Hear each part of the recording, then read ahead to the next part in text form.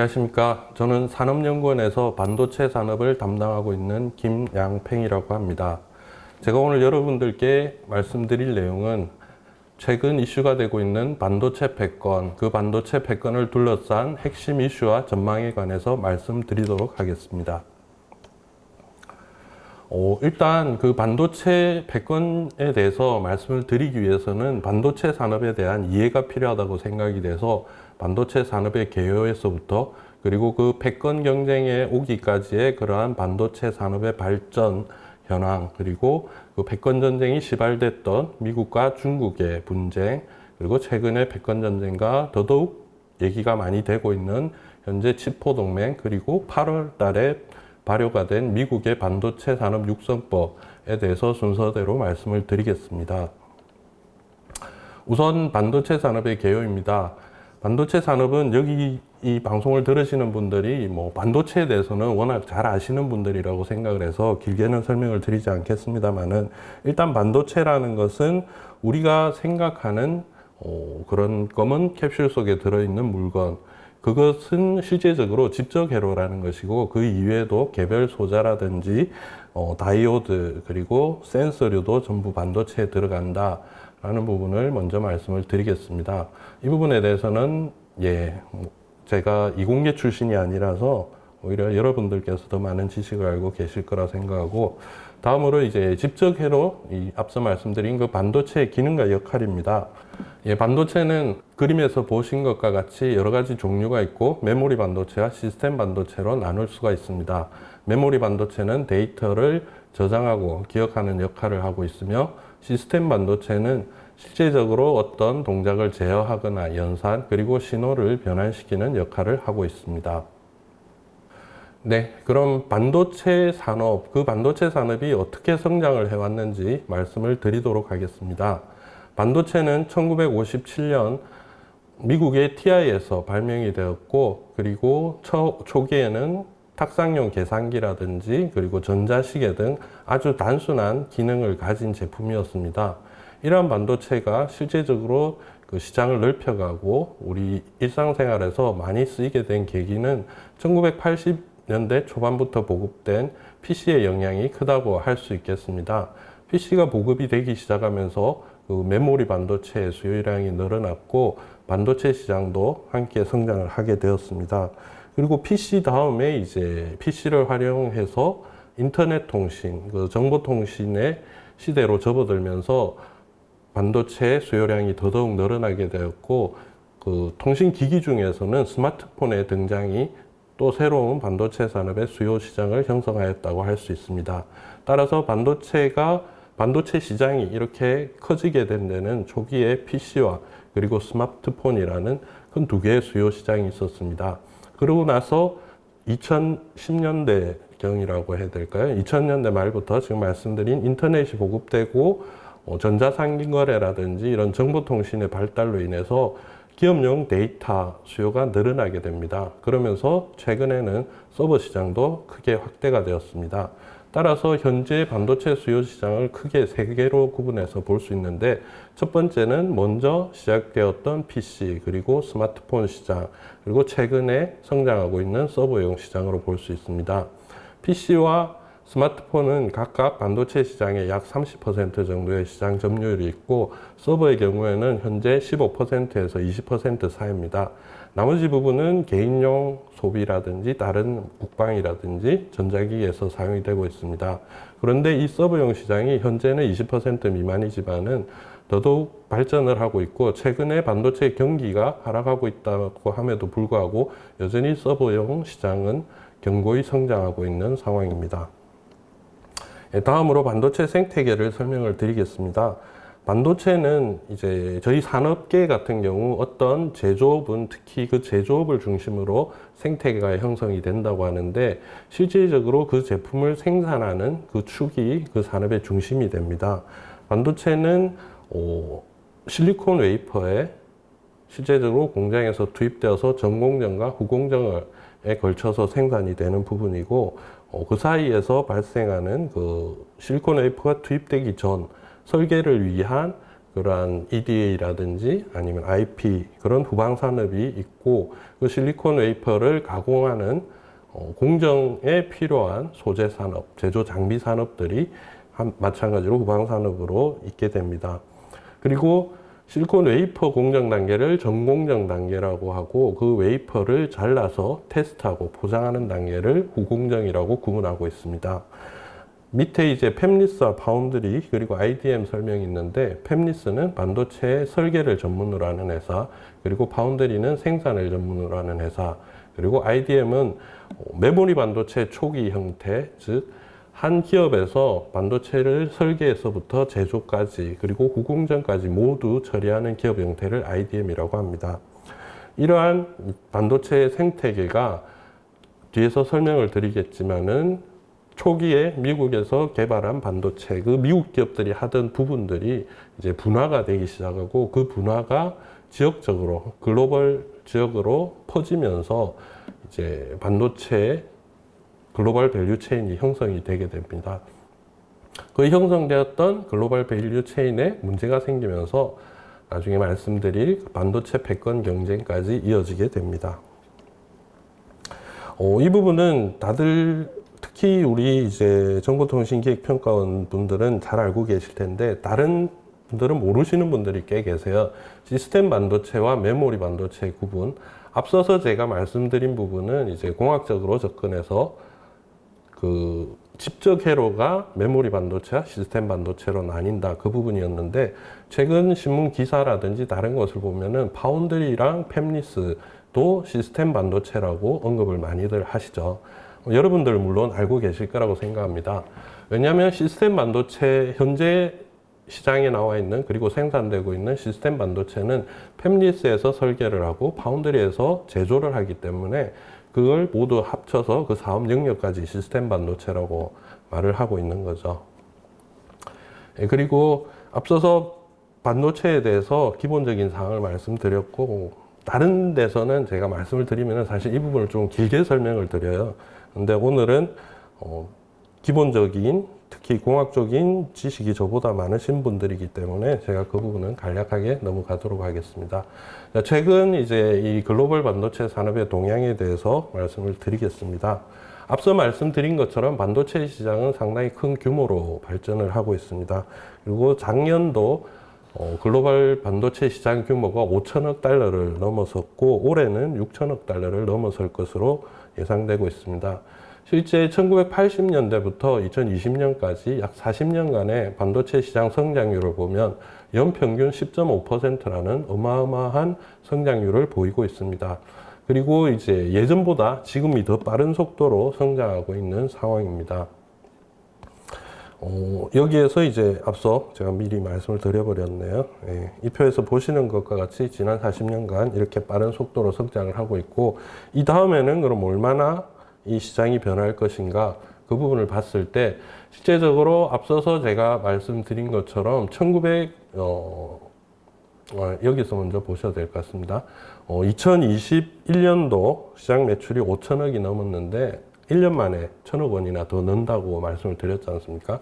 그런 식으로 앞서 40년간 10.5% 성장한 것보다 최근에는 더 가파르게 성장하고 있음을 알 수 있고 향후에는 더더욱 빠른 속도로 성장할 것이라고 시장에서는 전망하고 있습니다.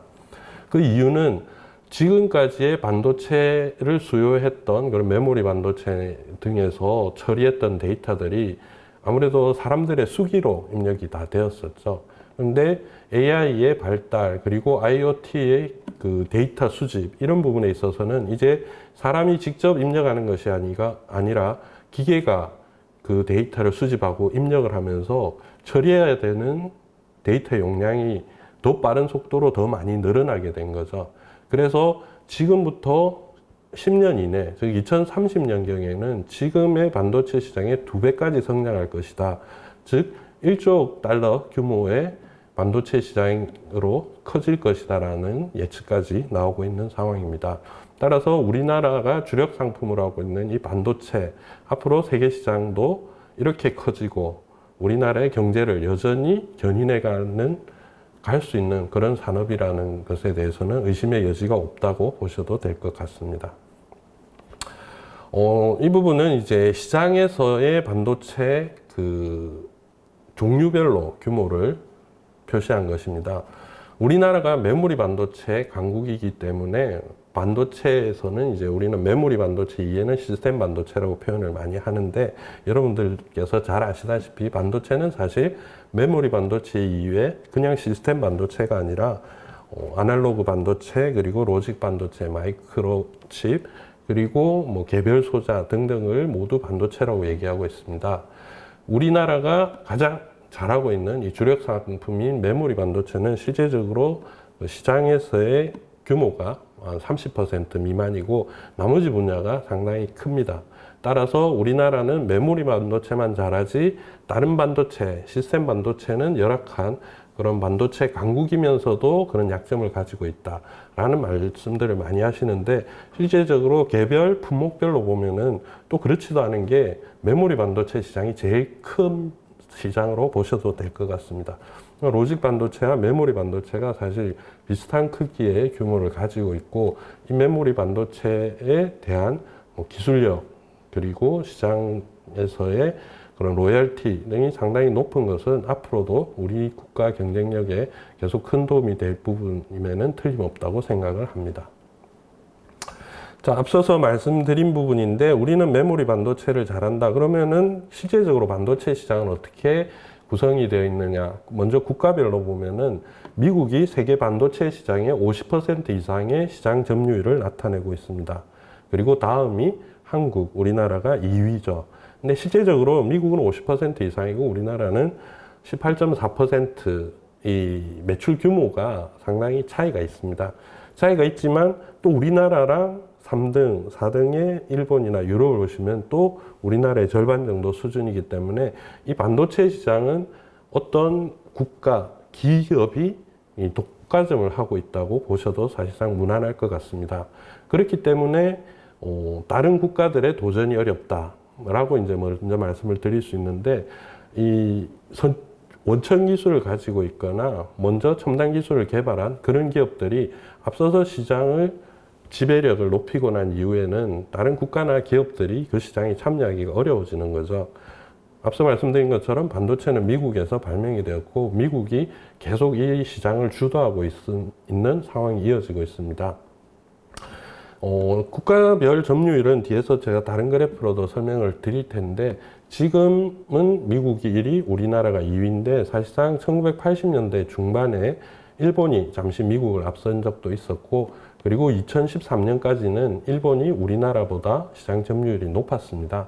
그 이후에 이제 우리나라가 세계 2위로 올라섰고 약 10년간 이렇게 유지가 되고 있는 상황입니다. 이렇게 반도체 전체 시장은 그렇게 보여지고 있고, 앞서서 메모리 반도체와 시스템 반도체로 나누었기 때문에 그 시장을 오른쪽 그림에서 보시면은 메모리 반도체는 50% 이상을 우리나라가 세계 시장에 공급을 하고 있습니다. 그리고 다음이 미국이고요. 메모리 반도체에 있어서는 확실하게 우리나라가 시장을 꽉 잡고 있다. 뭐 이렇게 표현해도 될 것 같습니다. 그리고 시스템 반도체 같은 경우는 이제 다시 돌아가죠. 역시 미국이 가장 앞서 있고, 그리고 우리나라는 안타깝게도 이 시스템 반도체 시장 점유율은 상당히 낮은 편입니다. 그 이제 메모리 반도체가 우리나라가 앞서 있다고 말씀드렸는데, 어느 정도 비중인지 여기서 보시면은 먼저 이제 D램입니다. 메모리 반도체는 대표적인 품목이 D램과 낸드 플래시가 있는데, 그 중에서 D램은 삼성전자와 SK하이닉스 두 기업을 합친 시장 점유율이 70% 이상에 달하고 있습니다. 그리고 마이크론 미국 기업이고, 기타 부분은 대만의 난야라든지 아직은 D램에 있어서는 이 4개 국가 이외 시장에서 제대로 된 제품을 판매하는 국가가 없는 것으로 그렇게 집계가 되고 있습니다.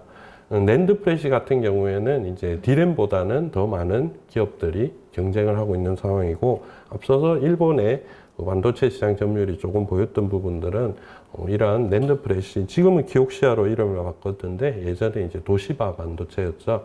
사실상 도시바 반도체가 낸드 플래시를 먼저 개발한 기업이고 시장을 더 빨리 확보할 수 있었음에도 불구하고 실제적으로 현재 삼성전자 더 큰 시장 점유율을 가지고 있는 그런 상황입니다. 예, 다음으로는 이제 앞서서 국가별 제가 원그래프로 보여드렸는데 조금 이제 비즈니스 모델로 나눠서 보여드리면은 역시 전체는 미국이 크고, 그리고 미국에서도 팹리스 부분이 상당히 높은 점유율을 차지하고 있는 것을 보실 수 있을 것입니다. 앞서서 이제 미국의 시장 점유율이 높은 부분에 있어서 시스템 반도체 부분의 시장 점유율이 높다고 말씀드렸는데, 이 시스템 반도체 시장 점유율이 높은 것이 결국은 팹리스의 힘이 강하기 때문입니다. 제가 앞서서 시스템 반도체에 대해서 설명을 드리고 생태계를 말씀을 드린 이유가 이 부분을 이제 쉽게 이해할 수 있게 하기 위함인데, 실제적으로 우리가 시스템 반도체 시장 점유율 내지는 그 시장에서 누가 영향력을 발휘하고 있느냐라는 얘기를 할 때는 그 팹리스 기업의 매출을 가지고 얘기를 합니다. 지금 여기서 보시는 바와 같이 IDM과 팹리스 그리고 반도체 전체로 구분을 했는데, 많이들 얘기되고 있는 TSMC, 즉 파운드리가 우리 반도체 시장 계산을 할 때는 빠져 있다는 부분을 한번 눈여겨 보실 필요가 있습니다. 그 이유는 팹리스는 자기들이 설계한 제품을 파운드리에 맡겨서 생산을 하는데, 그 팹리스 기업의 이름을 그대로 붙여서 판매를 하게 됩니다. 따라서 그 기업의 매출이고 그 기업의 본부가 있는 지역의 국가의 매출로 잡히게 됩니다.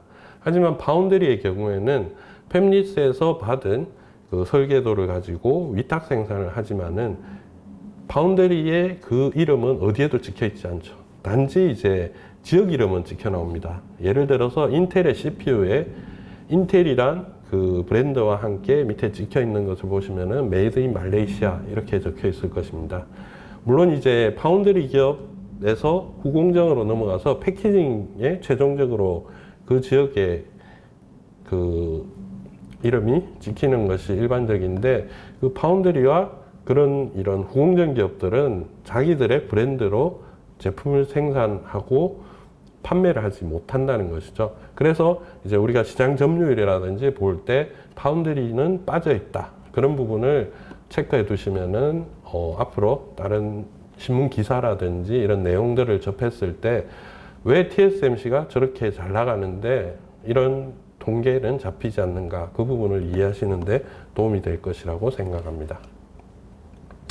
다음으로 앞서 말씀드린 것처럼 이 시장 점유율 국가별로 어떻게 변화됐는지 조금 보여줄 수 있는 그런 그래프입니다.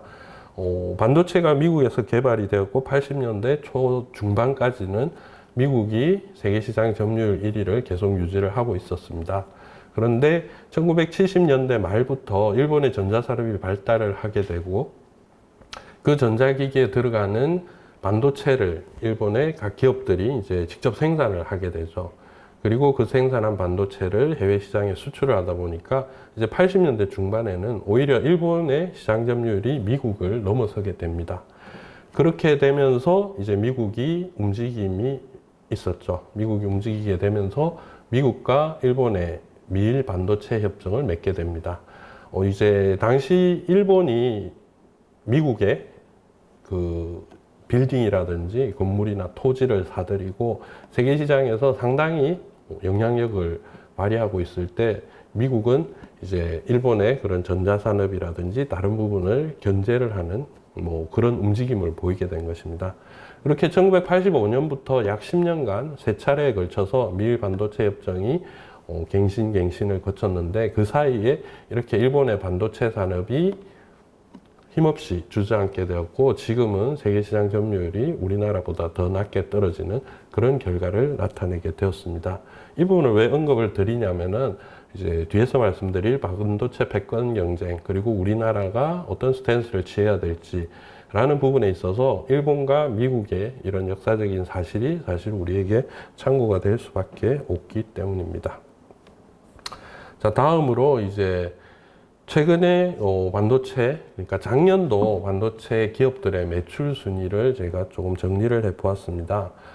자, 그럼 그렇게 반도체 시장 전체는 규모가 바뀌고 있는데, 실제적으로 기업 실적은 어떤지 봤을 때 인텔이라는 기업을 많이들 들어보셨을 겁니다. 그 인텔은 CPU로 이제 우리가 기억을 하고 있는데, 실제적으로 인텔도 초기에는 메모리 반도체를 만들었습니다. TI와 함께 메모리 반도체를 같은 동시기에 개발해서 시장에서 큰 영향력을 가지고 있는 기업이었는데, 앞서 보여드린 1980년대 중반 일본과의 이 메모리 반도체 시장의 경쟁에서 뒤처지게 되고, 그러면서 당시 말씀드렸던 이제 1980년대 PC의 보급, 즉 CPU의 수요가 급격하게 늘어나자 인텔은 실제적으로 메모리 반도체 분야를 포기를 하고 CPU, 즉 시스템 반도체로 완전히 전향을 하게 되는 거죠. 이렇게 시스템 반도체를 집중적으로 만들어서 세계 시장 점유율 1위를 상당 기간 유지를 했었습니다. 2019년까지. 그런데 이제 아시다시피 2017년과 18년도에 반도체 초호황이 있었지 않습니까?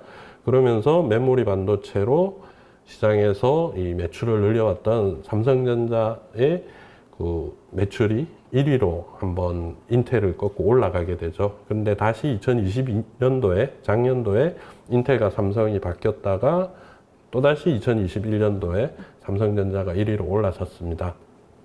물론 이제 이 부분에 있어서 계속 이게 유지가 될지 아닐지는 좀 더 지켜봐야 되겠지만, 우리 기업이 1위로까지 올라섰다. 이 부분은 상당히 평가할 수 있는 부분이라고 보여집니다. 그리고 앞서 말씀드린 것처럼 이제 파운드리 내용이 오른쪽에 비교해서 보시면은 파운드리 기업들은 여기에 없는 것을 알 수 있을 것입니다. 실제적으로 TSMC의 매출 규모를 보시면은 마이크론의 매출 규모와 비슷하다고 지금 보여지고 있는 상황입니다. 그럼에도 불구하고 이런 자기의 브랜드를 가지고 시장에서 판매하는 기업이 아니기 때문에 이 통계에서는 빠져 있다라고 보시면 될 것 같습니다. 예, 지금 이제 앞서 말씀드린 것에 이어서 지난 1990년대부터 2020년대까지, 즉 최근에 이제 3, 40년간의 반도체 시장에서의 기업의 매출 순위를 보시면은 80년대 중반까지 힘을 가지고 있었던 일본 기업이 여전히 2000년대 초반까지는 세계 시장에서 상위권에 랭킹되어 있는 것을 보실 수가 있습니다. 그런데 이제 그게 점점 바뀌게 되었고 변화되어서 최근 2020년대 통계에서는 일본 기업은 아예 세계 10위권 안에서도 사라지는 그러한 변화가 있게 되었습니다. 따라서 반도체 시장은 지난 40년간 고도로 성장을 해왔지만은 그 속에 있는 기업들은 이렇게 계속 바뀌고 있다. 그렇게 보시면 되는데, 그 중에서 이제 인텔이 대단한 부분이 바로 이런 부분입니다. 그 한 품목을 가지고 벌써 30년 넘게 세계 1위를 유지하고 있다. 그런 부분이 인텔을 높게 평가할 수밖에 없는 그런 부분이라고 보여집니다. 그리고 인텔은 최근에 이제 낸드 프레시 사업부를 SK 하이닉스에 넘겼고, 그리고 파운드리 분야에 진출하겠다고 선언을 한 상태입니다. 실제적으로 미국, 유럽 등지에 파운드리 공장을 지을 계획을 가지고 있으며, 기술력에 있어서도 현재 인텔의 CPU가 10나노도 제대로 생산을 하지 못해서 문제가 된다라고 했었는데, 실제적으로 인텔에서는 자기들이 2나노 공정에 도전을 한다라고 이미 발표를 했죠. 따라서 인텔이 예전에 이제 가지고 있던 그 기술력을 얼마나 살려서 이 파운드리 사업을 성공을 시킬지는 아직은 잘 모르지만은, 그래도 역시 삼성전자의 경쟁자로서 또다시 부딪힐 수밖에 없다라는 부분을 염두에 둘 필요가 있을 것 같습니다. 예, 다음으로 반도체 산업 발전과 그리고 글로벌 밸류 체인에 관해서 말씀드리도록 하겠습니다. 예, 앞서 말씀드린 것처럼 1950년대에 미국에서 반도체가 발명이 되었고 미국을 중심으로 반도체 기업들이 있었습니다. 그런데 1970년대에는 이제 유럽 기업이라든지 일본 기업들도 반도체를 만들기 시작했고, 당시에 반도체 제조 방법은 앞서 말씀드린 것처럼 한 기업이 이제 설계에서부터 생산 그리고 후공정까지 담당하는 IDM 기업으로 계속 성장을 해왔었습니다. 그런데 1980년대 들어서면서 시장이 변화하기 시작하죠. 즉 EDA 등장으로 인한 팹리스의 등장, 그리고 그 팹리스의 니즈를 충족시켜주기 위한 파운드리의 등장, 그런 것들이 1980년대 모두 이루어지게 됩니다. 우리나라는 1986년도 메모리 반도체 시장에 진입하겠다고 삼성전자가 선언을 한 이후에 지금까지 메모리 반도체를 중심으로 성장을 해왔습니다. 그런데 1980년대 미국에서 팹리스, 즉 설계를 전문으로 하는 업체들이 많이 생겼을 때 그 수요를 충족시켜 주기 위해서 대만에 TSMC라는 기업이 등장하게 됩니다. 그러면서 이제 팹리스와 파운드리 분야가 성장을 하게 되고 이 반도체 제조 공정에 있어서의 수직적 분화가 본격적으로 이루어지게 됩니다. 그리고 이제 앞서 보신 바와 같이 반도체 시장의 규모가 커진다는 것은 그만큼 이제 한 기업이 처리할 수 있는 능력을 넘어선다는 것이죠. 그러면서 많은 기업들이 등장을 하게 되는데 그 기업들조차도 이렇게 큰 시장에서 막대한 자금을 투자를 해서 모든 공정을 다 처리할 수 없기 때문에 점점 더 세분화가 됩니다.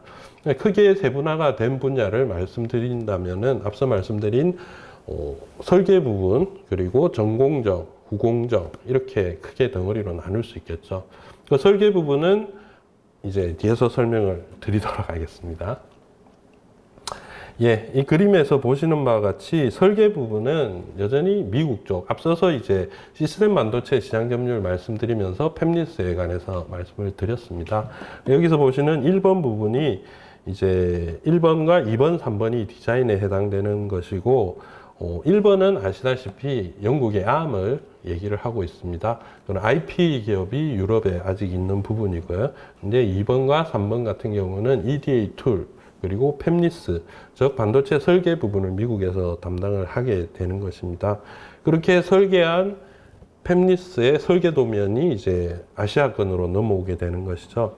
오른쪽에 보시면은 이제 9번과 10번 대만 기업, 앞서 말씀드린 TSMC, 그리고 후공정을 처리하는 기업들이 여기에 해당이 됩니다. 이 그림이 미국의 이제 반도체 협회에서 미국의 반도체 협회에서 만든 그림인데 안타깝게도 우리나라는 매니팩처에서 빠져 있습니다. 그렇지만 여러분 다들 잘 아시리라고 생각합니다.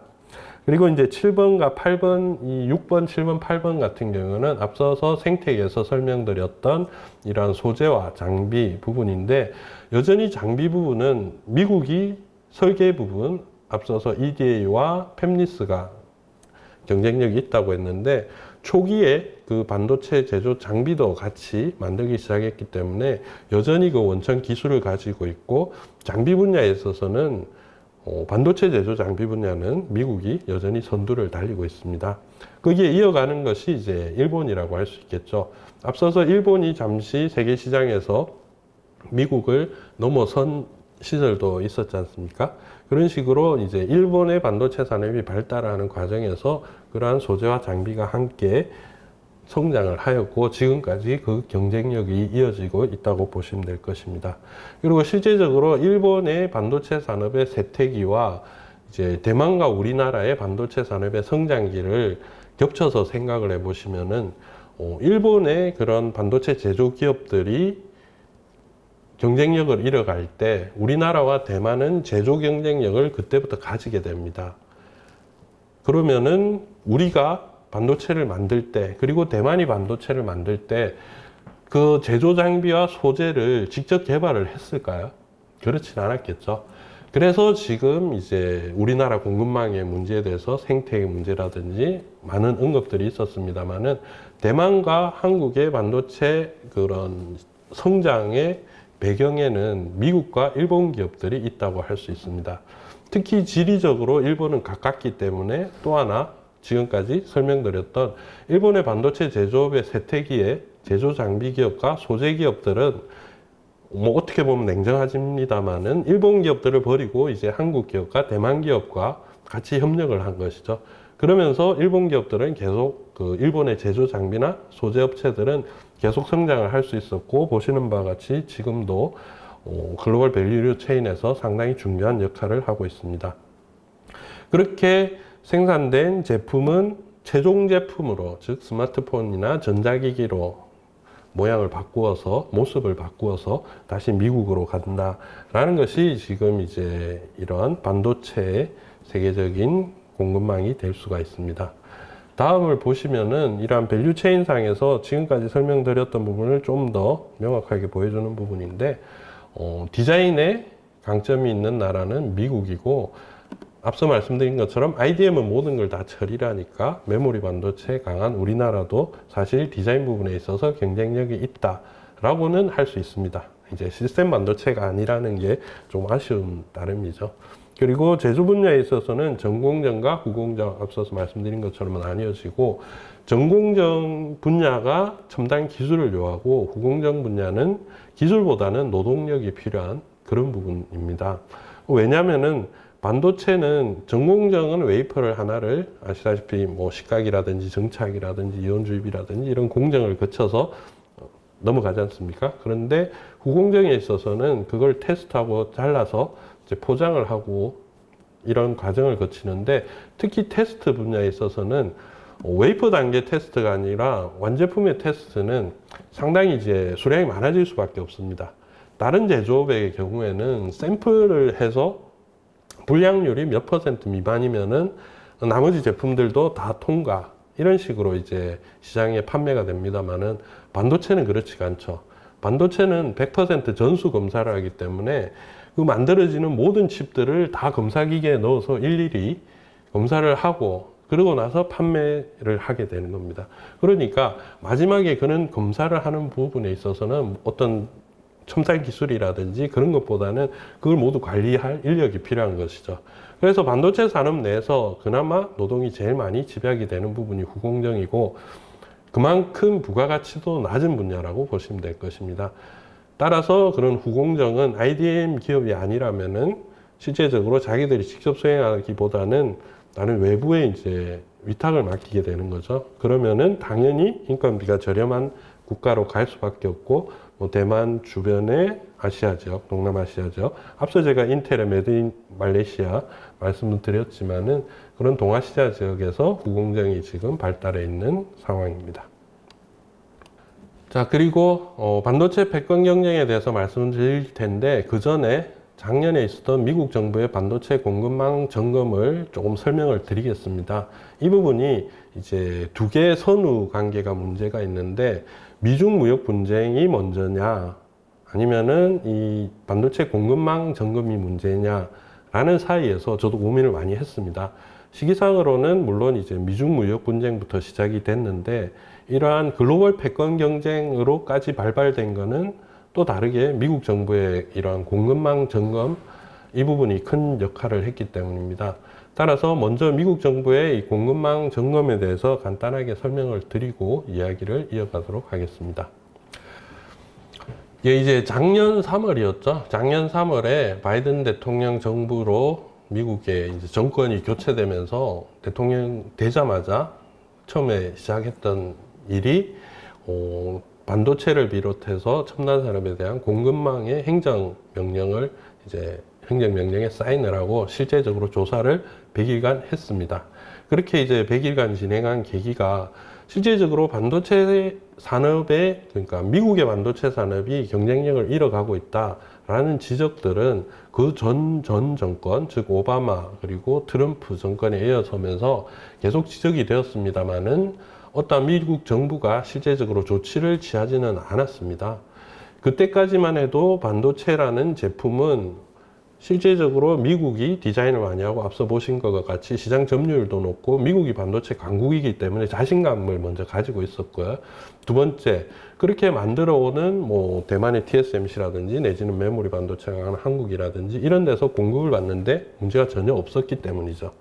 그런데 코로나를 계기로 해서 차량용 반도체 부족 현상이 발생을 하게 되고, 그 차량용 반도체 부족 현상이 미국의 자동차 공장들의 가동을 멈추는 사태까지 벌어지게 되자 이제 미국 정부가 적극적으로 나서기 시작한 겁니다.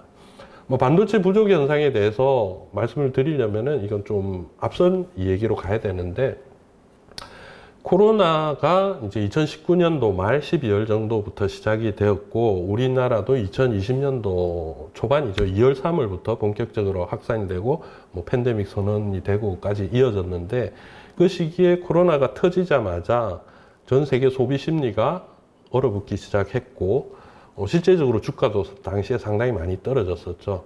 그러면서 각 기업들이 이 감산을 결정을 합니다. 제조업체들이.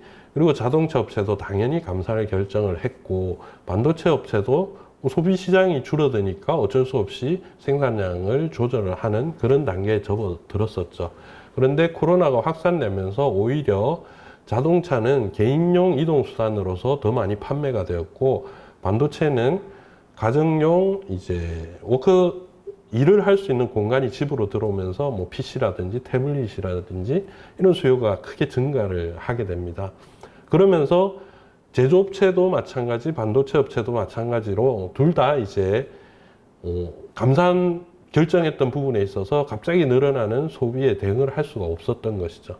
특히 자동차의 경우에는 처음에는 자신이 있었을 겁니다. 자동차는 아시다시피 저스트 인 타임 시스템으로 자기들은, 메이커들은 부품업체들에게 전화를 하면 언제든지 부품을 조달을 받아서 생산을 할 수 있으니까 소비가 늘어나는 만큼 이제 증산을 하려고 덤벼든 거죠. 그런데 막상 그 부품 중에서 반도체가 들어간 부품의 조달이 이제 안 된 거죠.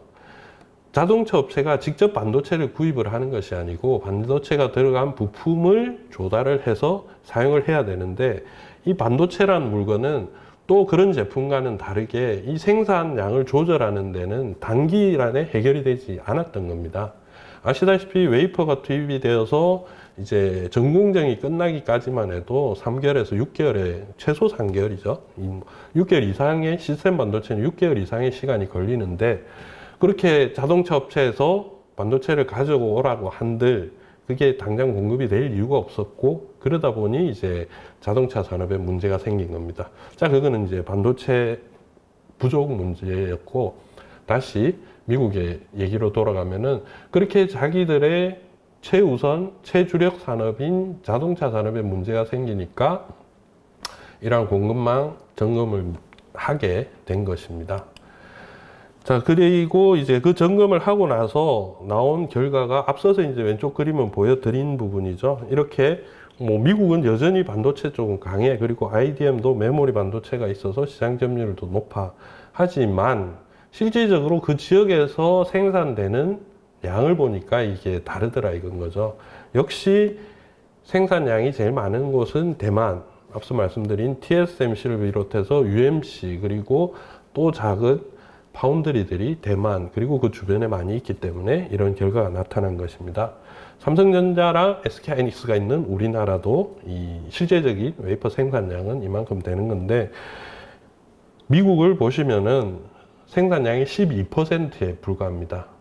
자, 세계 시장의 50% 이상을 제공을 하고 있는 미국인데 실제적으로 생산은 12%밖에 하지 않더라. 그러니까 이게 부족 현상이 생겼을 때 당장 미국 내에서 생산량을 늘리는 것이 그렇게 용이하지 않다라는 것을 이제 알게 된 것이죠. 또 다른 그림입니다만은 이번에는 뭐 다른 이런 설계 파운드리 부분을 나눠서 보면은 마찬가지로 미국은 모든 공정에 있어서 일단 이름은 다 들어가 있습니다. 그런데 반도체를 생산할 수 있는 국가들도 사실은 이 정도밖에 없다라는 것도 기억을 해 두시기 바랍니다. 왜냐하면 이 부분은 나중에 칩포 말씀을 드릴 때 여기 있는 국가들이 모조리 다시 다 소환이 될 것이기 때문입니다. 예, 그렇게 이제 미국이 반도체 공급망을 점검하고 나서 반도체에 대한 인식을 조금 더 강하게 생각을 하게 되었고, 앞서 말씀드린 것처럼 이전 정권에서도 계속 지적되어 왔지만은 보다 더 강한 액션을 취할 필요가 있다. 그렇게 생각을 하게 되고 미국 내 제조 기반을 늘리기 위해서 미국이 이제 움직이기 시작합니다. 그렇게 검토한 결과를 보시면은 앞서서 제가 설계 부분 그리고 제조 부분을 나눠 드렸는데 마찬가지로 여기서도 그렇게 이제 파악을 하게 된 거죠. 그럼 역시 설계는 미국이 경쟁력을 가지고 있다. 그런데 제조 분야에 있어서는 전공정과 후공정 모두 미국이 취약하다라는 결과가 나왔습니다. 그리고 소재 장비 분야에 있어서는 제조 장비는 미국이 가장 큰 경쟁력을 가지고 있고, 소재 역시 미국과 일본 지금 두 나라가 톱을 달리고 있는 상황이기 때문에 제조 분야에 대해서 좀 더 강화를 해야 된다. 그런 이제 결론을 내리게 된 거죠. 그렇게 결론을 내리면서 이 앞으로 어떻게 해야 될 것인지 그 보고서 끝에 나온 얘기가 이 정책 권고안이 나와 있습니다. 여기서 보면은 이제 제조사와 공급사 그리고 최종 유저 간의 이러한 제품 공유를 촉진해야 된다. 이 부분이 사실 지금 우리나라에서 좀 부족한 부분인데, 반도체 산업을 발전을 시키기 위해서는 사실 반도체 수요 산업이 먼저 발전을 해야지 이게 반도체 산업이 같이 성장할 수 있는 그런 계기가 되는 것입니다. 앞서서 제가 반도체 산업 발전에서 PC 말씀드렸고, 스마트폰, 인터넷, 그리고 지금 데이터용 서버 수요를 말씀드렸는데, 그 모든 제품들이 보시면은 대부분 미국에서 처음 등장한 제품들입니다. 그리고 세계 시장에 전파가 되고 거기에 사용되는 반도체를 지금 우리가 공급을 하고 있는 것이죠. 그래서 우리에게도 부족한 부분인데, 미국은 역시 이 공급망 점검을 하고 나서 그 부분에 대해서 정확하게 언급을 하고 있었습니다. 그리고 이제 그 펀딩 부분이 당시에 얘기가 나옵니다. 작년에. 그러면서 최소한 500억 달러를 투자를 해야 된다, 지원을 해야 된다는 말을 하고 있는데, 이 부분은 제일 끝에 나올 이제 미국의 반도체 지원법에서 그대로 적용이 되고 있습니다. 그리고 이제 반도체 생태계 강화, 우리나라도 반도체 생태계 강화에 대해서 상당한 얘기를 하고 있었는데, 실제적으로 이 생태계 강화라는 게 그 영 내에 반도체 제조에 관련된 모든 생태계를 구축을 하겠다 라는 것이 그 생태계 강화로 보시면 됩니다. 앞서서 제가 반도체 산업의 생태계 말씀드리면서 후방 산업에서부터 제조 과정까지 다 말씀을 드렸는데, 거기에 들어가는 모든 기업들을 그 영내로 가져오자 라는 게 결국 지금 미국의 전략으로 그대로 이어지고 있는 상황입니다. 그리고 여기서 보시면은 이제 반도체 산업 인력 양성 플러스 그 밑에가 이제 중요한 얘기입니다. 이게 치포랑 연결이 바로 되는 부분인데, 미국의 반도체 공급망 회복을 위해서 동맹국 그리고 파트너와 협력을 맺어야 된다. 이게 작년에 나온 얘기입니다. 자, 이게 어떻게 치포까지 가게 됐는지는 치포 부분에서 설명을 드리겠습니다. 그리고 그 다음에 이제 첨단 패키징에 대한 미국 기술 우위. 자, 패키징이란 부분은 앞서서 제가 말씀드렸는데 후공정에 해당이 되고, 그 후공정은 부가가치가 낮아서 현재 동남아시아라든지 뭐 이런 중국이나 그 인건비가 저렴한 국가에서 발달해왔다라고 제가 앞서서 말씀을 드렸습니다. 그런데 지금 미국이 이제 그 패키징을 갑자기 기술력을 높여야 된다라는 얘기를 했죠. 자, 이 부분은 오늘 주제와는 조금 벗어났는데 제가 설명을 조금 드리고 가겠습니다. 아시다시피 시스템 반도체는 선폭으로 성능을 지금 개선을 시키고 있습니다. 그래서 10나노 이하 넘어섰었고, 5나노, 4나노에서 TSMC랑 삼성전자가 경쟁을 치열하게 벌이고 있었었죠. 그리고 지금 3나노를 삼성전자가 GA 방식으로 먼저 양산을 시작했음에도 불구하고 TSMC가 애플이라든지 다른 엔비디아, 퀄컴 등과 계약을 하겠다라고 발표를 했습니다. 그런 식으로 이제 이 선폭을 줄여나가는 경쟁을 이어가고 있고, 메모리 반도체는 특히 낸드 플래시는 이미 입체형 3D 낸드 그리고 4D 낸드라는 얘기까지 나오고 있던데, 그런 입체형으로 바뀌어서 그 성능 개선을 위해서 기술 개발을 하고 있습니다. 그런데 이 둘 다 이제 기술적인 한계가 다가오고 있다는 거죠. 물론 1나노, 2나노 이하, 1나노 이하 뭔가 또 더 갈지는 모르겠습니다만은 물리적으로는 그게 어렵다는 것을 여러분들도 잘 알고 계시리라 봅니다. 그리고 그 기술 진보의 속도가 늦어지면서 무해 법칙도 깨진 것이죠. 그런 것을 다 해결해 줄 수 있는 방안이 지금 얘기되고 있는 첨단 패키징 부분으로 보시면 될 것 같습니다.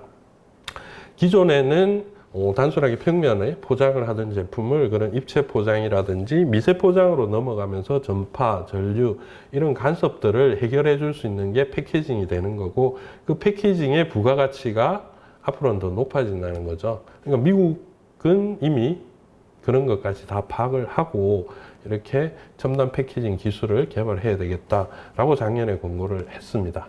자, 이게 이제 미국의 공관까지의 얘기가 될 것이고요. 그럼 이제 다시 앞서서 말씀드린 것처럼 이 패권 경쟁, 미중 간의 패권 경쟁 얘기를 조금 드리도록 하겠습니다. 자, 미중 반도체 패권 경쟁을 말씀을 드리려면 먼저 중국의 이런 반도체 수요, 그리고 중국이 왜 반도체 산업을 그렇게 적극적으로 육성을 하려는지를 말씀을 드리고 가야 될 것 같습니다. 그래프에 보시는 것과 같이 중국은 반도체 수요가 상당히 급격하게 늘어나고 있습니다. 그 이유는 중국이 세계 공장으로 그 모습을 바꾸면서 산업 발달 속도가 빨라졌고, 그리고 세계에서 소비되는 상당량의 전자제품을 중국에서 만들고 있기 때문입니다. 앞서서 말씀드린 반도체 시장, 주요 반도체 시장 3개 중에서 PC 그리고 스마트폰의 생산량을 보면은 중국에서 세계 PC의 약 70%, 스마트폰의 약 50%를 생산하고 있습니다. 자, 그만큼 반도체 수요를 많이 하고 있다는 거죠. 중국의 반도체 굴기라고 한 번씩 말씀을 들어보셨을 겁니다. 이제 중국이 반도체 산업을 본격적으로 육성하겠다고 얘기를 한 부분인데요. 그럼 왜 중국은 이렇게 반도체 산업을 자기들이 직접 육성을 하겠느냐라는 부분은 앞서서 보신 것처럼 반도체 수요는 지금 전 세계에서 가장 많이 하고 있습니다. 그런데 반도체 생산은 실제적으로 국내 기업 그리고 해외 기업을 포함해서라도 국내에서 생산하는 양이 너무 작다는 거죠. 그러면 그 많은 반도체를 어떻게 하느냐? 다 수입해 올 수밖에 없겠죠. 그 수입을 하는 과정에서 중국의 무역 적자가 반도체에서만 해도 엄청나게 발생을 하게 된 겁니다. 따라서 반도체를 직접 만들게 되면은 그러한 무역 수지 적자도 줄일 수 있고, 또 하나 앞서서 미국이 반도체에 대해서 가졌던 인식, 첨단 무기라든지 우주항공, 그리고 차세대 산업 발전을 위해서는 반도체를 스스로 만들어야겠다. 소위 말하는 반도체 독립을 해야 되겠다는 필요성을 느낀 거죠. 그러면서 이제 2010년도 초반부터 상당한 투자를 하게 됩니다. 그리고 2018년도에 시진핑 주석이 직접 얘기를 하죠. 반도체는 산업의 쌀이고 2019년도를 중국의 반도체 굴기로 선언을 한다 얘기를 하면서 각종 지원을 하게 됩니다. 2010년도부터 그런 관심을 가지게 되는데 실질적으로 국가 정책으로 눈에 띄게 나타난 것은 2014년도에 국가 반도체 산업 발전 추진 강요입니다. 여기에서 이제 2015년 목표, 2020년 목표, 2030년까지 목표를 세우고 정말로 반도체 산업을 육성을 해야 되겠다. 그리고 정부가 집중적으로 지원을 하겠다라고 명시를 한 것이 이 2014년도의 강요입니다.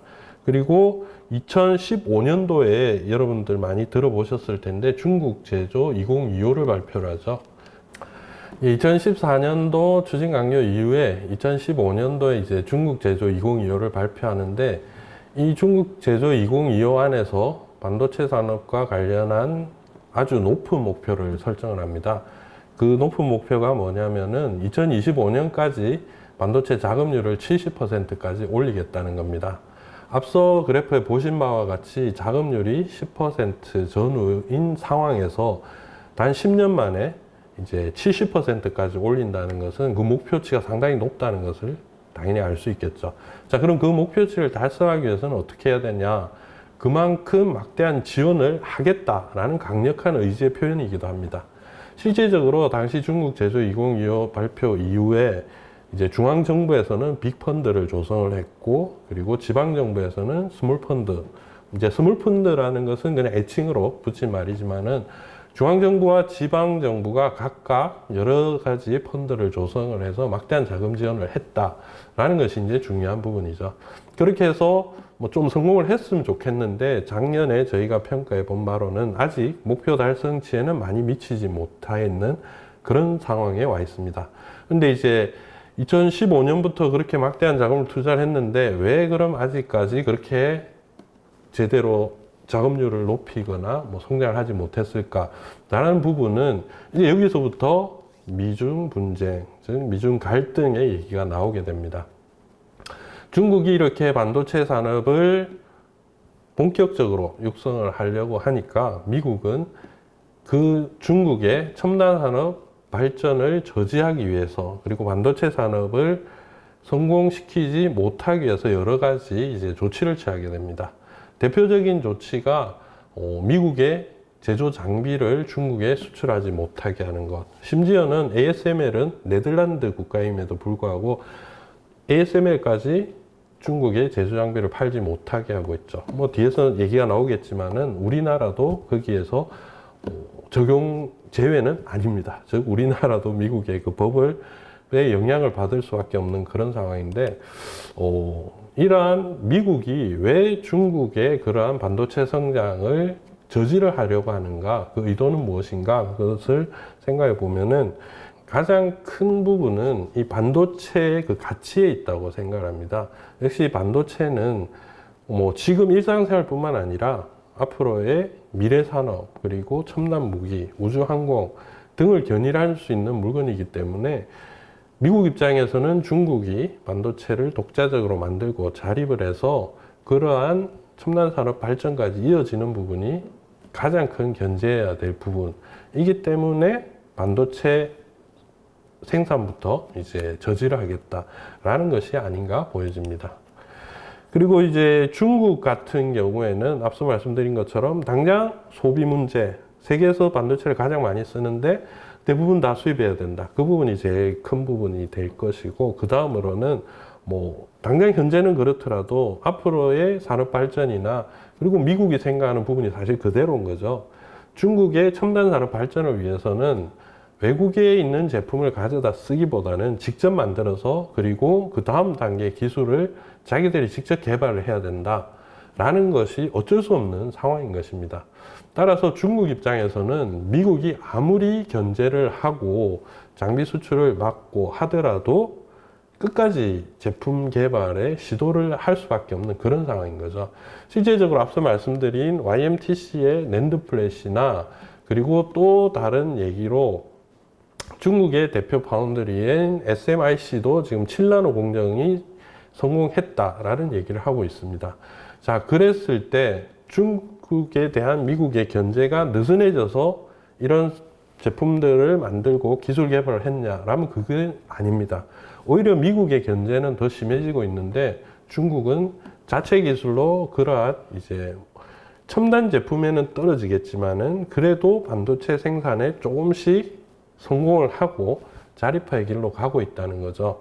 그러다 보니까 미국은 더 심한 견제를 할 수밖에 없는 상황에 온 겁니다.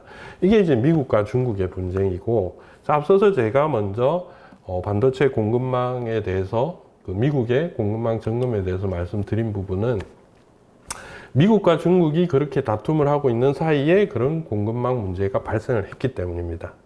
자, 그래서 초기에는 미국과 중국의 이런 반도체 분쟁으로 시작해서 기술 문제, 그리고 앞서 말씀드린 관세 문제까지 발생을 하면서 경제적인 보복 조치까지 들어가고 했었는데, 미국이 반도체 공급망에 대한 행정명령을 한 이후에 이제 나머지 국가들, 그 전까지는 반도체에 대해서 두각을 나타내지 않았던 국가들도 이제 함께 일어서게 된 거죠. 근데 이제 함께 일어섰다는 표현도 좀 그렇지만은 이 세 개가 사실은 타이밍상으로 다 연결이 되는 부분인데, 미국이 공급망 행정명령을 통해서 점검한 이유가 제가 앞서서 차량용 반도체 부족이 가장 큰 원인이라고 말씀을 드렸지 않습니까? 그 사태가 미국뿐만 아니라 유럽, 일본에서도, 일본은 피해는 좀 덜했습니다만은 유럽에서도 같이 발생을 한 거죠. 유럽도 여러분 아시다시피 독일을 비롯해서 이 자동차 산업의 강국인 나라들이 여러 군데 있습니다. 그 나라들도 같은 어려움을 겪으면서, 자, 지금까지는 이 차량 반도체를 어떻게 우리가 조달을 해왔나 다시 이제 점검을 하게 된 거죠. 앞서서 제가 말씀드린 부분을 기억하실지 모르겠는데, 시스템 반도체 중에서 IDM 형태를 유지를 하고 있는 거는 인텔의 CPU, 그리고 차량용 반도체 일부에 불과하다고 말씀을 드렸습니다. 그 차량용 반도체를 생산하는 대표적인 기업이 NXP, 그리고 인피니언, 르네사스 등이 있습니다. 이 NXP와 인피니언은 유럽에 있는 기업이고 르네사스는 일본 기업입니다. 그런데 이 차량용 반도체 생산업체들은 앞서 말씀드린 것처럼 IDM 형태를 유지하고 있습니다만 실제적으로 고부가 가치의 제품 그리고 신제품의 경우에는 직접 설계를 하고 제조를 하지만 이미 조금 시간이 지난 제품, 안정화가 되어 있는 제품 같은 경우에는 뭐 설계만 한 부분을 파운드리에 맡기고 있었던 거죠. 실제적으로 차량용 반도체 부족 현상이 발생했을 때 조사에 따르면 전 세계 차량용 반도체 70%를 TSMC가 생산하고 있었다고 합니다. 따라서 유럽이나 일본 내 차량용 반도체 업체가 있음에도 불구하고 이 업체들조차도 반도체 부족 현상이 생겼을 때 대만에서 조사를 해와야 되는 현실을 이제 알게 된 거죠. 그러다 보니까 유럽 국가들과 유럽 연합과 일본도 이제 반도체 산업에 다시 우리가 뛰어들어서 공급망 안정화를 우리 영내에서 생산량을 늘려야겠다라고 선언을 하게 됩니다. 그것이 이제 반도체 패권 전쟁이 미중에서 전 세계적으로 확산되는 그런 이제 계기가 되었고 현재 그렇게 진행이 되고 있습니다. 그러면은 이 나라들의 특징은 앞서 말씀드린 것처럼 실제적으로 반도체가 개발이 되고 나서 세계 시장에서 치열한 경쟁이 벌어질 때 서로 다 기술력을 가지고 있었고 세계 시장에서 어느 정도의 역할을 하고 있었던 기업들이라는 거죠. 그렇기 때문에 경험이 있었기 때문에 다시 이렇게 반도체 산업을 되살리겠다라고 했을 때 실제적으로 가능성도 높고 그것이 계속 이어질 것으로 보여지고 있습니다. 저 다음 페이지는 이게 자료가 어떻게 배포가 될지 모르겠는데 각 국가별로 지금 반도체 정책이 어떻게 되고 있고 뭐 기업별로 얘기들을 조금 제가 정리를 해 놓은 부분을 캡처한 겁니다. 저희 산업연구원에서 같이 공동 연구를 한 것이라서 뭐 완전히 제가 뺏겨온 것은 아니고 저도 일부 기여한 바는 있습니다. 보시면은 이제 미국의 경우에는 인텔 앞서서 말씀드린 인텔이 CPU뿐만 아니라 파운드리 사업에까지 진출하기로 했고 그리고 이제 국내뿐만 아니라 유럽에도 공장을 짓기로 했습니다. 근데 이제 그 미국의 뒤에서 말씀드릴 부분인데 이 패권 전쟁 속에서 미국이 추구하는 것은 자국 내 생산 시설을 확대하는 거라고 말씀을 드렸지 않습니까? 그 부분에 있어서 미국 기업들의 투자 플러스 해외 기업의 투자까지 전부 이제 다 가져오겠다라는 게 미국 정부의 지금 욕심이고 그렇게 실제적으로 움직이고 있습니다. 그 상황에서 TSMC와 삼성전자가 미국의 공장을 짓고 있죠. 이 부분은 자료가 배포가 되면은 한번 확인을 해주시면 될 것 같습니다. 그리고 끝으로 이제 패권 전쟁의 가장 최근 현황입니다. 이 치포 동맹과 미국의 반도체 육성법에 대해서 말씀드리도록 하겠습니다. 이제 반도체 패권 경쟁에 대해서 여러 국가들의 참전을 말씀을 드렸고 그리고 최근 언론 기사에 많이 나왔던 치포 동맹에 대해서 먼저 좀 설명을 드리겠습니다. 이 치포 동맹이라는 것은 사실상 어떤 공식적으로 이렇게 4개 나라가 뭉치자, 4개 나라라면은 우리나라를 비롯해서 미국, 일본, 대만 이렇게 4개죠. 그렇게 공식적으로 뭉치자라는 표현 자체는 아직까지 확인이 되지 않고 있습니다. 사실상 미국이 반도체 산업에 대해서 협력을 하자. 앞서서 제가 이제 공급망 행정명령 이후에 그 정책 권고안으로 그런 말이 있다고 말씀을 드렸죠. 동맹국이나 협력국과 기술 협력을 해야 된다. 아마도 그 이야기의 연장선상인데 하필이면은 지금 반도체 제조 이 능력이 있는 나라가 이 4개 나라다 보니까 어떻게 이게 치포라는 표현으로 나오지 않았나 그렇게 생각이 됩니다. 그렇기 때문에 이렇게 어떤 4개 나라가 꼭 뭉쳐서 뭘 해야 되겠다 그리고 딴 나라를 배제를 한다 라고 생각을 하기보다는 반도체 제조 기술이 있는 능력이 있는 그 나라들끼리 협력 관계를 맺어야 된다라고 보는 게 옳지 않냐라고 생각합니다. 실질적으로 미국은 이렇게 이제 반도체 산업에 대해서 여러 국가들과 개별적인 접촉을 취하고 있습니다. 유럽과도 협정을 맺어서 반도체 기술 개발을 공동적으로 하는 과정에 있어서 과도한 경쟁을 하지 않겠다라는 협약을 이미 맺었고요. 그리고 일본과도 올해 7월에 첨단 반도체 개발에 관련돼서 이미 협의를 한 상태입니다. 그리고 대만 같은 경우는 정부와의 공식적인 내용은 없지만은 이미 TSMC와 긴밀한 관계를 유지를 하고 있고요. 그리고 간혹 우리나라는 여기에 참여를 해야 되니 말아야 되니 말씀들을 하시면서 왜 우리는 결정을 하고 표명을 하지 않냐라고 얘기들을 하시는데, 실제적으로 삼성전자가 이미 미국에 투자를 하고 있고 투자를 확대를 하기로 결정을 했습니다. 자, 그렇기 때문에 뭐 그 동맹의 가입, 미가입 이런 표현 자체가 사실은 저는 맞지 않다고 보고 있는 상황입니다.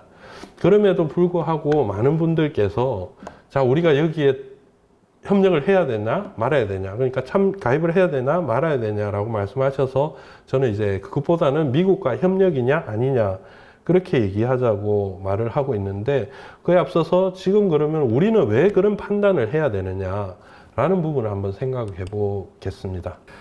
예, 이 반도체 패권 경제 그 부분에 있어서 우리나라는 그러면은 지금 어떤 상황인가라는 걸 먼저 확인을 해야지 이 미국의 손을 잡을 것인가 말 것인가 판단을 할 수 있을 것 같습니다. 그래서 현재 우리나라 상황을 보면은 먼저 우리나라 반도체의 이 시장입니다. 우리나라는 반도체 생산은 많이 하고 있는데 실제적으로 국내에서 소비되는 양은 아주 작고 생산량의 80~90%가 수출이 되고 있습니다. 근데 그 수출되는 양의 약 60%는 이제 중국과 홍콩에서 그것을 받아들이고 있다는 거죠. 직접적으로 중국에 40% 정도가 수출이 되고 있고 홍콩으로 20%가 수출이 되고 있는데, 그 20%조차도 그 대부분이 이제 중국으로 다시 우회돼서 수출되고 있는 것으로 파악이 되고 있습니다. 따라서 우리 수출량의 60%를 중국이 차지하고 있다 보니까 우리로서는 신경을 쓸 수밖에 없는 아주 커다란 시장인 것이죠. 이게 물건을 파는 사람은 당연히 소비자의 그 기분을 맞춰야 되는 그런 게 있지 않습니까? 따라서 우리나라에서는 중국 시장을 잃지 않기 위해서는 조금 그 부분을 계속 신경을 써야 된다라는 것이 이제 첫 번째 문제고, 두 번째는 반대로 이제 미국과의 관계를 보면은 앞서 계속 말씀을 드렸지만은 반도체 원천 기술은 미국이 가지고 있습니다. 그리고 미국이 중국을 견제하는 수단도 그 원천 기술이고 원천 기술을 포함한 제조 장비고 그 부분이지 않습니까? 그러니까 우리가 미국과 등을 돌리는 순간 우리도 중국처럼 미국의 원천 기술을 사용해 제재를 받을 수 있다는 거죠. 아시다시피 반도체 제조 장비는 미국이 1위고 특히 노광 장비 같은 경우는 국내 생산이 제로입니다. 그러면은 미국에서 무조건 가져와야 되는 장비가 있는 상황에서 미국과 등을 진다는 것은 우리에게 상당히 불리할 수밖에 없는 그런 상황인 거죠. 예. 그런데 또 다른 부분 하나는, 자, 그럼에도 불구하고 우리는 앞서 말씀드린 메모리 반도체 강국이라는 것입니다. 이 메모리 반도체 강국이라는 게 상당히 중요한 포지션을 차지합니다. 뒤에서 말씀을 드리겠지만 이 메모리 반도체 강국이기 때문에 미국과 중국이 우리한테 함부로 할 수 없다라는 칼자루를 쥐고 있다는 것도 확인해야 될 필요가 있는 부분입니다. 그리고 또 하나는 이제 이 반도체 산업에 너무 매몰해서 얘기를 하다 보니까 도 아니면은 뭐, 즉 미국 아니면 중국에 협력을 해야 된다라는 이런 생각에 빠지기 쉬운데, 그것뿐만 아니라 다른 분야에 있어서도 좀 돌파구를 찾아보자는 거죠. 예, 그런 필요가 있다는 것이 지금 현재 우리 상황이라고 저는 보여지고 있고, 그리고 이제 다시 얘기를 돌아가서, 자, 그럼 이러한 우리 상황에서 우리가 미국과 협력을 했을 때 어떨까? 그럼 협력하지 않았을 때 어떨까라는 부분을 잠시 생각해 보면은 다음과 같습니다. 미국과 협조를 한다는 부분은 결국 지금까지 우리가 누리고 있었던 기술 사용이라든지 그런 부분을 계속 이어서 할 수 있다는 거죠. 그러면은 우리나라 반도체 산업은 지속해서 뭐 큰 탈 없이 가지 않을까, 생산 부분에 있어서, 제조 부분에 있어서 그렇게 생각을 하고, 그리고 반도체 생태계도 뭐 국내에서 부족한 부분들을 그러한 협력 국가들을 통해서 조달을 해서 국내 반도체 생태계도 강화를 시킬 수 있다라고 볼 수 있습니다. 이제 단점은 우리 소비자에 대한 문제가 발생하는 거죠. 당장 치포 얘기가 우리 언론 기사에 크게 나오고 나서 중국 관영 매체에서 즉각 반응을 보였죠. 뭐 한국이 치포 동맹에 가입을 하면 중국은 보복을 할 것이다 라고 즉각적인 반응을 보였습니다. 그렇게 이제 중국 시장에 대한 이러한 우려가 발생을 하는데, 사실 이 부분도 많이 해소가 됐어요. 치포에 대해서 이제 좀 제가 말씀드린 것처럼 그러한 무슨 기구라든지 협의체가 아니라는 것이 조금씩 인식이 되기 시작했고, 실제로 중국도 당장 우리 반도체가 없으면은 자기들의 전자산업에 지장이 올 것이라는 것을 파악할 수밖에 없는 상황이기 때문에, 그 이후에 조금 톤다운이 돼서 만약에 치포에 가입을 하더라도 중국을 소외시키지 마라, 배제하지는 마라 라고 톤다운이 많이 됐었죠. 따라서 이 협조 시의 단점이 지금은 아주 걱정할 부분이 많이 줄어들었다라고 보셔도 될 것 같습니다. 그리고 이제 장기적으로 봤을 때는 이 중국 시장을, 그래도 이제 중국에서 우리 소비 시장을 닫고 한국 이외 제품으로 가지 않을까라고는 이제 생각을 할 수 있는데, 결국은 앞서 말씀드린 것처럼 미국의 견제임에도 불구하고 중국은 계속 개발을 하고 있지 않습니까? 그러면은 언젠가는 아마 메모리 반도체도 그렇고, 뭐 낸드 플래시는 이미 어느 정도 시작을 했으니까 당연히 올 것이고요. 시스템 반도체 분야에 있어서도 기술력이 충분히 올 수 있으리라 봅니다. 다시 말해서 장기적으로는 중국 시장에서의 지금과 같은 우리의 독점권은 계속 누리기가 어렵죠. 그냥 중국 기업과의 경쟁이 이제 시작이 될 거고 하기 때문에, 사실 우리가 미국과의 협조했을 때 단점은 거의 없어졌다고 봐도 되지 않을까라는 게 지금 제 생각입니다. 자, 그럼 반면에 우리가 미국에 협조하지 않을 때 장단점을 살펴보겠습니다. 먼저 장점으로는 우리가 우려하고 있던 상황, 소비자의 기분을 상하지 않게 하고 그대로 소비시장을 유지할 수 있다라는 부분이 이제 장점이 될 텐데, 단점은 제가 앞서서 단점을 미리 말씀을 해버렸네요. 예. 이러한 미국의 그런 제조 장비라든지 뭐 원천 기술 사용이 어려워지게 되면은, 그리고 최악의 경우 미국과 대만, 일본 등지가 힘을 합쳐서 메모리 반도체를 제대로 생산을 해내고, 뭐 예전에 일본의 기업들이 부활을 하고 독일의 기업이 부활을 하고 미국의 마이크론이 규모를 늘리고 해서 세계 시장에서 우리나라 메모리 반도체 경쟁력이 없어지게 되면은 사실 이제 우리나라는 쓸모 없어지게 되는 거죠. 예. 그리고 미국이 견제하고 있는 중국 편에 서 있는 한국이란 인식이 들어가면은 중국과 똑같은 제재를 할 것이고, 앞서 말씀드린 것처럼 우리나라 반도체 생산이 상당히 이제 뭐 곤란해지는 이상으로 초토화가 될 수도 있는, 그리고 또 하나 여기서 이제 생각해야 될 부분이, 제가 앞서서 일본 사례를 그렇게 설명드린 이유가 여기 있습니다.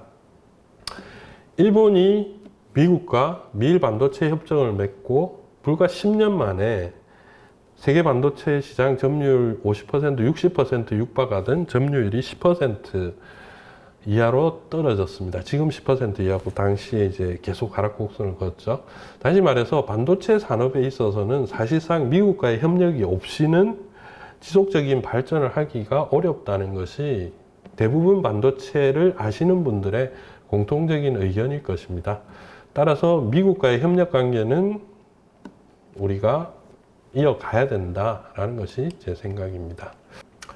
자, 다음으로 가장 최근의 이야기입니다. 지난 8월 22일에 미국 바이든 대통령이 반도체 지원법에 서명을 했습니다.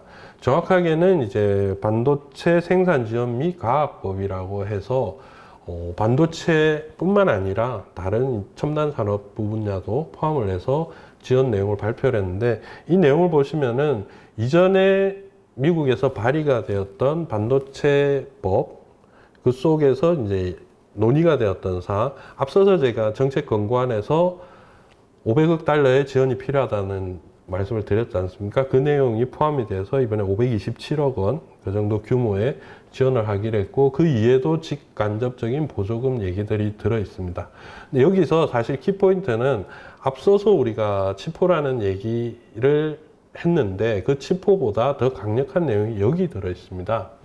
치포에서는 실제적으로 계속 말씀드리지만은 치포라는 우리가 만들어 놓은 틀 속에서 중국을 배제를 하는 내용까지 추측 기사로 인해서 많이 얘기가 됐는데, 이번 반도체 지원법 안에는 실제적으로 그 문구가 들어 있습니다. 그 안에서 어떤 내용이냐면은 해외 투자 규제 관련해서 미국에서 이번에 발효된 지원법에 지원을 받은 기업은 중국 등 비우호국에 향후 10년간 투자 확대를 하지 못한다라고 명확하게 명기가 되어 있습니다. 자, 이것은 정말로 미국이 우리는 중국 싫어라고 밝힌 것이고, 두 번째, 수혜 기업의 범위가 문제인 겁니다. 이게 우리나라도 미국에 투자를 하고 있지 않습니까? 당장 삼성전자 오스틴 공장 가동 중이고 테일러시에 새로 공장을 짓습니다. 자, 이 두 반도체 생산 공장이 지원을 안 받을까요? 당연히 받겠죠. 자, 그럼 지원을 받으면은 여기에 적용이 될 수밖에 없는 겁니다. 그러면은 우리가 중국의 투자를, 중국의 새로운 투자, 새로운 중국 기업가의 어떤 사업을 확장한다, 이 부분이 문제가 아니라 현재 가동하고 있는 공장에조차도 새로운 기계를 못 넣는 거죠. 그러니까 디램이 됐던 낸드 프레시가 됐던 이게 공정이 바뀌게 될 거고, 새로운 첨단 장비를 도입을 해서 우리가 중국에서 생산을 해야 되는데 그 부분까지 이제 제한을 당하게 되는 겁니다. 그럼 앞서서 얘기했던 치포처럼 어떤 형태도 없이 중국을 배제하겠다는 얘기가 아니고, 이 법을 적용을 받아서 미국에서 공장을 가동하는 순간 자연스럽게 중국에 대한 투자는 줄어들 수밖에 없는 상황인 거죠. 이게 사실 지금 우리 정부와 기업이 크게 고민해야 되는 부분이고 고민하고 있는 분야입니다. 그래서 우리 정부는 민관 이제 공동체로 대응하겠다라고 지금 적극적으로 움직이고 있고, 협상을 위해서 노력 중이고요. 그리고 우리 민간 기업들 같은 경우도 여러 가지 대응책을 고민을 하고 있고, 저한테도 기자분들이라든지 전화 가서 말씀들을 하시는데, 가만히 앉아서 이대로 당할 수는 없다. 그러니까 당한다라는 표현도 좀 웃기긴 합니다만은, 미국 국내법이 저렇게 만들어져 버린 상황에서 우리 기업들이 그러면은 중국의 시장을 포기하는 문제가 아니라 당장 내가 가지고 있는 제조 공장도 제대로 가동을 못하게 되는 이런 상황은 일단 어떻게 해결을 해야 되지 않겠냐라고 해서 고민을 많이 하고 있는 상황입니다.